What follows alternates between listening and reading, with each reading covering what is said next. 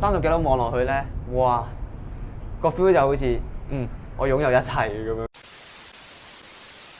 富同 Momo 終於嚟到新加坡啦。係啦，大家都知啦，平時兩個都有買下股票噶嘛。咁史蒂夫係用邊個 broker 嚟買股票嘅咧？咁平時咧我就會用翻香港嘅富途牛牛啦。咁其實就真係依家啱嚟到新加坡嘅富途 Momo 嘅。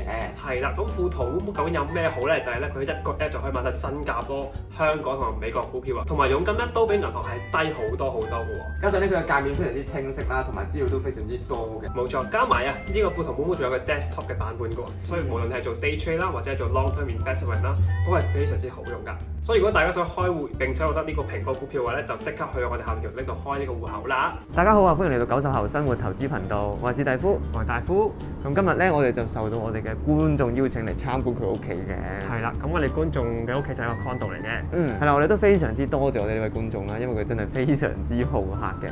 咁佢係一個新加坡人嚟嘅喎。咁佢而家就自己住喺呢個 condo 入邊啦，所以佢係買咗呢個 condo 嘅，喺2年前大概。係啦，喺2年前買呢個 condo 嘅時候咧，我諗係未裝修好嘅。咁當時應該係2019年左右買嘅，冇記錯嘅話。冇錯。其實咧呢個 condo 咧只係喺2020年嘅12月啊，即係3-4個月前咧佢先入嚟住嘅喎。係啦，因為之前 Covid 嘅關係咧就裝修唔到啦，所以咧一直延遲到呢個12月就先可以裝修完，而且搬入嚟住。所以而家佢呢個單位咧即係住咗啱3-4個月嘅啫。冇錯，其實你都見到呢度咧啲嘢應該係比較新嘅關係咧，咁所有嘢都好乾淨啦。你見到 lift 咧仲係貼咗一啲防撞嘅氈喺嗰度嘅，咁所以你會見到咧其實好多人咧仲係裝修緊佢間屋嘅依個時候。係啦，即係好多人都未搬入嚟嘅其實。咁啱先亦參觀咗呢個 condo 嘅一啲設施啦，就見到佢有好多設施嘅喎，譬如話呢個泳池啦，同埋呢個 gym 啦，同埋有啲 barbecue 嘅 pit 啦。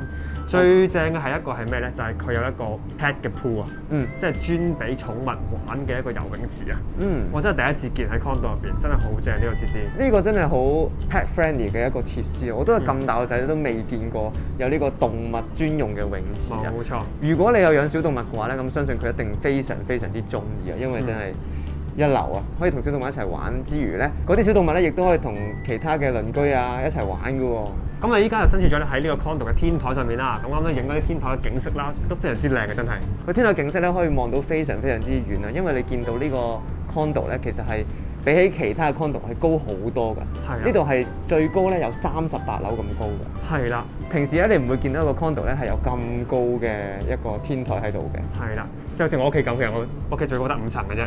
好啦，由於咧你見到我身後面咧都開始落緊雨啦，咁我哋應該係時候要落翻去屋企嗰度參觀下㗎啦。係啦，咁1月嘅話，我最尾都喺呢條片咧講下呢個 unit 究竟買幾多錢嘅。咁大家想知道就唔好走開啦。係啦，我哋出發。好啦，話咁快咧，我就嚟到我哋觀眾嘅屋企啦。咁首先見到個觀眾屋企咧，其實都係以白色為主喎，佢個主題。係啦，咁裝修方面咧都係以簡約同白色為主啦。你見到開放式嘅廚房，有一個洗衣機喺度啦。電飯煲啊等等嘅廚具咧都係以白色為主嘅，咁呢個焗爐咧應該係承辦商原本就有㗎。然後你會見到個星盤嗰度咧有一個非常得意嘅濾水器啦。咁呢個濾水有咩名堂咧？咁只要你將佢呢個位咧轉翻做淨水咧，咁樣咧就可以直接飲㗎啲水，就唔使自己煲水咁麻煩嘅。冇錯啦，我發現咧佢係日文嚟嘅，好正啊！日本嘢嚟嘅應該。咁如果你有呢個濾水器嘅話，咁好簡單嘅啫，咁就唔使再買多個水煲，係啦，咁就非常之方便快捷啦。飲水嘅時候，咁其實新加坡嘅水係可以直接飲嘅，但係乾淨咗嘅水就更加整潔啦，係啦，安心啦。咁所以有個濾水器咧，都不妨係一個好好嘅選擇嚟嘅，我覺得。好啦，我哋行入少少咧，咁其實你見到成間屋嘅燈咧，都係一個特別之處嘅，就係佢係 smart light 嚟嘅。係啦，咁咩 smart light 咧？就係可以透過呢個電話啊，或者係啲 app 啊開關嘅，亦都可以調節個時間咧。譬如想7點鐘開燈嘅話咧，嘈醒你嘅話都可以嘅，真係非常非常之正嘅。又或者可以用聲控開燈，用嗰個 Google Home 咧，亦都可以開燈嘅，咁真係非常非常之方便啦。同埋啲 smart light 咧，另一個特別之處咧，就係佢可以轉顏色嘅。喺度呢邊咧，你會見到有一個好隱蔽嘅一個儲物櫃啦。咁儲物櫃咧，其實係可以開嘅。你見到咧，亦都係一個好 smart 嘅燈喺度啦。咁其實成間屋咧，除咗白色主題之外咧，smart 咧都係一個非常之好嘅 theme 嚟嘅喺度。係啦，你見到仲有好多位可以擺嘢啦，同埋個斷路器喺度啊 ，WiFi 都喺度嘅。即係一啲你唔想佢出現喺你個廳出面嘅嘢咧，你都可以擺喺度嘅。即係 WiFi 線啊，好多線嘅嘢咧，擺晒喺度得㗎。好，我哋閂翻呢個櫃先。好啦，再入到嚟呢度少少咧，咁屋主咧其實因為一個人住嘅話咧，我覺得呢個廳咧係非常非常之足夠嘅，係啦，就係一啲空中瑜伽啊，係啦，你要見到有嗰兩個雙環喺嗰度嘅，比較少見到喺屋企會見到啲咁嘅嘢，因為真係好個人化嘅呢樣嘢。同埋呢邊都好似有塊好大嘅鏡。冇錯，呢塊鏡咧真係大到不得了。咁呢塊鏡點解會咁大咧？其實我覺得其中一個原因咧就係，當你做一個空中瑜伽或者做嗰個體操嘅時候咧，你可以望到自己嘅姿勢係咪正確。冇錯，動作好緊要。動作真係好緊要。如果唔係你唔啱動作嘅話，就好易整傷。係啦，啲嘢係咪？可大可小整傷。你見到呢個冷氣機咧，都係一個 smart conditioner 啦，你可以用電話或者 app 或者係 Google Home 去 tune 佢嘅。好啦，呢邊咧屋主咧今次咧就冇擺 sofa 喺度嘅。咁咧，我覺得大部分嘅原因咧，都係因為佢需要整一個空中瑜伽同埋一個吊環喺呢度嘅關係咧。咁就避免咁壓位啊。咁所以咧，佢就冇整一個 sofa 喺度啦。其實我覺得唔整 sofa 都好正嘅。咁點解咧？因為我係比較中意一種日本風嘅，係啦，即係簡約啲。係啦，簡約啲嘅。咁唔使咁多家私喺屋企壓住晒啊嘛。同埋咧比較 flexible。因為你冇 sofa，你唔使搬嚟搬去，你需要多啲位置嘅時候，你只要移開呢啲嘢。同埋有朋友嚟嘅時候都可以騰出多啲空間嚟開 party 嘅，開下玩下卡 game 啊，咁都非常非常之正嘅。係啦，望翻呢邊先，咁我呢個屋主咧十分中意呢個 one piece 嘅，所以咧你見到大部分嘅嘢咧都係以 one piece 做主題啦。好，呢個有咩特別咧？呢個咧其實係一個玻璃門嚟嘅，係啦。咁如果我閂埋佢嘅話咧，其實咧就會隔離咗個廚房喎。係啦。咁點解要隔離個廚房咧？咁好簡單嘅啫。廚房油煙比較多啊嘛，係咪？如果佢煮嘢食嘅時候，油煙咪出晒嚟咯。又或者煮嘢食嘅時候熱啲噶嘛，你開住冷氣嘅話，咁咪用好多電。咁所以如果隔離咗個廚房咧，理論上咧慳電得嚟咧，亦都可以確保廚房嘅油煙唔會出晒嚟呢邊。咁咧嗰啲嘢就冇咁油淋淋，係啦，摸起上嚟都乾淨好多，乾淨啲舒服啲啦，係咪？咁我哋閂翻呢個玻璃門先。好啦，我哋行入嚟少少啦。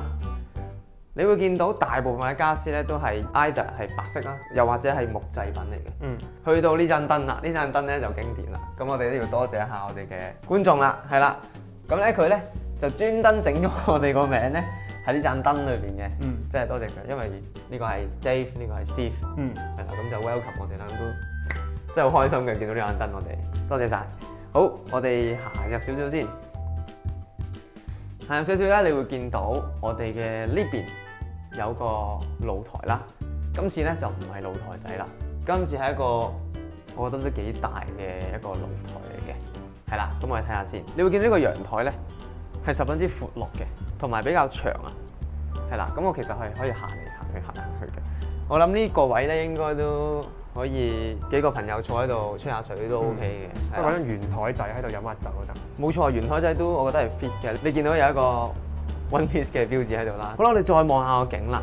個景咧一望落去咧，你會發現你自己係居高臨下嘅。因為度34樓啊，係咪？係啦，因為呢度真係30幾樓，30幾樓望落去咧，哇，個 feel 就好似我擁有一切咁樣嘅 feel 係啦。咁其實如果喺香港嘅話，你買到咁高層之餘咧，隔離係冇高層嘅樓擋住你咧，係好難嘅，係好難嘅，好難，應該都好貴。同香港啲樓多數都好高噶嘛，即係至少40層啦，係咪先？理論上你隔離啊、側邊啊、你東南西北四邊嘅樓咧，都係非常之高嘅，所以理論上你係唔會望到一個咁闊落嘅景色嘅，係啦，真係好闊落。同埋最重要係咩咧？呢一個方位望去嗰邊嘅話咧，你會見到摩天輪。見到摩天輪即係咩意思？你知唔知啊，大夫？我真係唔知。見到摩天輪嘅意思咧，就係可以望到煙花。咦，係喎。係啦，咁當你跨年嘅時候啊，可以約埋朋友喺呢度睇煙花。睇煙花，哇！真係一流啊！完全唔需要同人逼，係咯，好正，同埋咁高喎。你點會睇唔到煙花？除非佢真係多雲喎。咁多雲嘅話，去到嗰度睇唔到煙花，係咪？呢個景色我覺得係非常之正嘅，係啦。我咧入翻嚟呢個廳之後咧，你會見到玻璃後邊咧，其實都有燈嘅，係啦。呢個燈咧，亦都係一個 smart light 嚟嘅，佢亦都可以轉顏色。最正嘅係咩咧？最正嘅咧係佢可以隨住音樂嘅一啲節奏去變顏色嘅。咁所以咧。呢個咧亦都係一個非常之 high tech 嘅一個 design 嚟嘅。好啦，咁我哋睇下個廁所先。個廁所咧，冇錯，個廁所咧，你行入嚟少少咧，你會見到又係呢個一個 sensor 嘅燈啦。一開門就有個燈喺度㗎啦。咁呢個燈咧真係非常之有用。點解咧？當你夜晚去廁所嘅時候，你唔記得開燈，一開個門就有燈啦，係啦，咁我哋就可以直接去廁所啦。又或者一時三急嘛，係咪肚痛點算啊？跑入嚟嘅時候唔記得開燈喎，又係有個燈喺度。所以呢個燈咧，我真係非常之推介大家可以買下嘅。你見到呢個洗手盤咧，個位都非常之闊落嘅，同埋最重要係塊鏡啊！你見到塊鏡係長到冇朋友。係啊，哇！真係好長呢塊鏡。係啊，你一睇塊鏡就知個廁所究竟有幾大嘅。係啦，個廁所真係好大。個沖涼房都係非常之四四正正嘅。係啦，你見到有個大花灑喺頭位上面。咁呢個單位究竟有幾多間房咧？咁呢個單位咧其實有2間房嘅。咁其中一間房咧，屋主咧就攞咗嚟做呢個 study room， 係啦，咁就攞嚟做嘢用㗎啦。另一間房咧就係攞嚟瞓覺嘅，係啦。咁我哋可以睇下間房先。好啦，我哋入到嚟第一間房啦。呢間房咧就係 study room 啊。我想講個景好正喎，因為望出去。係啊，做起嘢上嚟都特別精神啊，精神爽利啦，係咪？你其實見到呢度都幾闊落㗎，呢間 study room 就唔係淨係得張凳喺度咯，你張凳都可以。去呢邊啊，去嗰邊啊，都係有好多空間嘅。其實呢間房本身好似係一間房嚟嘅，真係。係啊，其實原本係可以擺張床喺度。屋主要做嘢㗎嘛，係咪？咁所以咧就將呢個位變咗 study room 啦。而且屋主一個人住啦，所以就可以好隨心咁將呢間房改做佢自己個人嘅 study room 啦。冇錯，你見到呢個位咧有張電腦台喺度啦，係啦，咁佢有啲至愛嘅 One Piece figure 喺度啦，好正啦。係啦，呢邊 keyboard、吉他有齊晒啊！亦都有啞鈴啊，係啦，所以呢間房咧其實可以講係 multi-functional，唔止係 study room 咁簡單，又可以玩音樂啦，又可以做下 gym 咁樣。係啊，呢邊咧有個可以喐嘅台啦，咁平時屋主咧可能要 zoom 嘅時候咧就可以用到佢啦。望到呢邊，你見到有一個籠啊，係啊，有個籠喺度。咁呢個籠喺度做咩咧？其實咧係準備養兔仔嘅，係啦，我都急不及待可以想睇下兔仔個樣係點嘅。好啦，嚟到最後一間房啦。咁最後一間房咧係一個睡房嚟嘅喎，係啦，呢個睡房咧其實最重要嘅嘢咩咧？大家入嚟先。好啦，我哋睇下張床。張床對住嘅位置係咩咧？我哋望下呢邊先。張床對住嘅位置係非常之靚嘅景，係非常之高啊！呢個位係啦，一望落去，又係一種居高臨下嘅一個。同埋如果你睇日落咧，都真係幾正。如果嗰度冇烏雲嘅話，冇錯，其實好容易睇到日落咯。我想講，因為我以前喺呢個南非嘅時候咧，都係一間非常之正嘅屋啦。一起身，哇，見到個鹹蛋黃，真係非常之舒服。我諗係應該成個朝早都非常之開心咯。不過呢間房其實就唔算好大，但係個感覺係非常之舒服，因為用咗好多木嘅一啲材料嚟裝修啦，即係好似一啲無人風咁樣，係好簡潔同舒服嘅，我覺得。真係非常之正呢個位。咁呢個單位究竟有幾大咧？咁呢個單位其實大概有590尺左右啦，即係大概600尺啦。房啊、廳啊嗰啲位置都非常之實用啊，見到個廁所都好大咯。同一個人住咁大間屋真係好舒服，加埋設計咁 smart 咁乾淨咧，真係每日起身都覺得好精神，我覺得。我諗香港咧，如果600尺嘅話，應該同我屋企差唔多大。但係你屋企幾個人住？但係屋企咧以前係有5個人住嘅。哇，咁爭好遠喎。係啦，我以前屋企有5個人住嘅。咁雖然依家我就喺新加坡啦，但係你諗下，以前我屋企都係5個人住，係600尺。依家係一個人住600尺。都係非常之舒服嘅。咁而家問下大家最關心嘅問題就係呢間屋究竟買幾多錢？呢個好好嘅問題啦，係啦。咁600尺大家覺得幾多錢咧？如果喺香港嘅話，我覺得冇2萬蚊一尺都走唔甩㗎。如果呢個質素嘅話，我諗即係起碼有1,200萬港紙先買到呢個單位喺香港。同埋因為高層係嘛？係啦，因為高層。咁其實呢度咧就唔使1,200萬港紙嘅，只需要大約500萬樓下港紙咧，你就可以買到呢度。咁新紙有幾多咧？新紙係大概86萬新幣嘅。係啦。哇！如果喺香港真係冇乜可能啊，仲要咁好嘅設施同埋咁好嘅風景。係啊，真係好正嘅。你譬如諗下啱先嘅一個 pet pool 啦，一個非常之 pet friendly 嘅一個游泳池喺嗰度啦，又或者係啱先勁靚嘅一個泳池啊，同埋 gym 啊等等嘅設施咧，哇！真係加埋起上嚟真係非常之正。最特別嘅地方咧就係呢度係新樓啦。咁新樓咧住起上嚟人都醒神啲啦，係啦，因為新㗎嘛啲嘢，大家都未用過，自己第一個用喎，哇！開心。係啊，非常之開心。好啦，咁今日嘅影片就嚟到呢度啦。唔知大家覺得呢間屋係點嘅咧？我係非常之中意嘅，特別係佢嘅 smart 嘅程度，真係非常之正。大哥覺得點？